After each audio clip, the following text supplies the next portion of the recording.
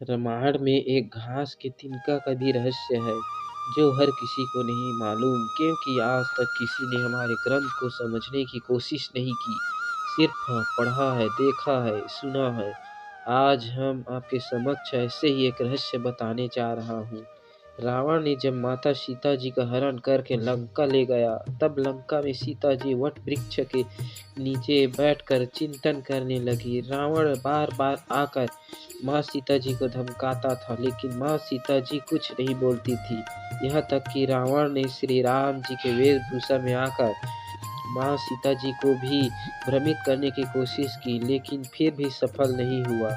रावण थक हार कर जब अपने कक्ष में गया तो मंदोदरी बोली, आपने तो राम का वेश धारण कर गया था, फिर क्या हुआ?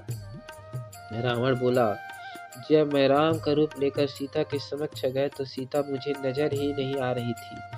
रावण अपनी समस्त ताकत लगा चुका था, लेकिन जगत जननी माँ को आज तक कोई नहीं समझ सका। फिर रावण भी कैसे समझ पाता? रावण एक बार फिर आया और बोला, मैं तुमसे सीधे सीधे संवाद करता हूँ, लेकिन तुम कैसे नारी हो कि मेरे आते ही घास का तिनका उठाकर उसे ही घूर घूर कर देखने लगती हो? क्या घास का तिनका तुम्हें राम से भी ज्यादा प्यारा है? रावण के इस प्रश्न को सुनकर माँ सीता जी बिल्कुल चुप हो गई और आंख में आंसू की धारा बह पड़ी। अब इस प्रश्न का उत्तर समझो। जब श्री राम जी का विवाह माता सीता जी का हुआ, सीता जी का बड़े आदर सत्कार के साथ गृह प्रवेश भी हुआ।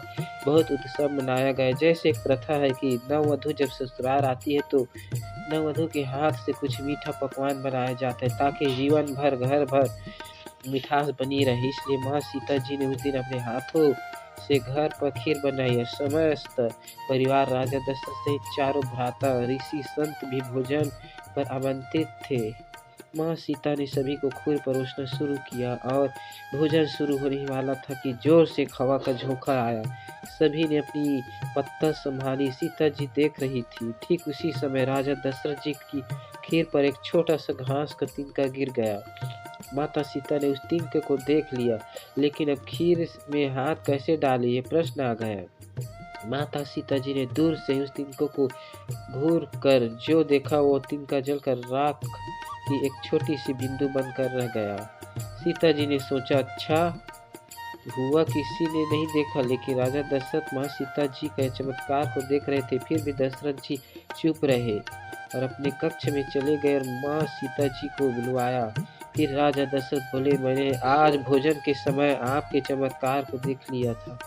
आप साक्षात जगत जननी का दूसरा रूप है, लेकिन एक बात आप मेरी जरूर याद रखना।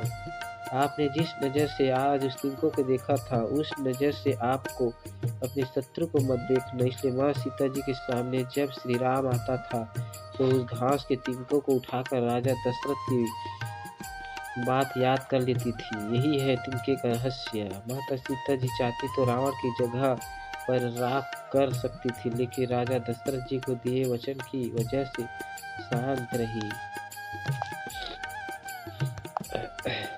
रमा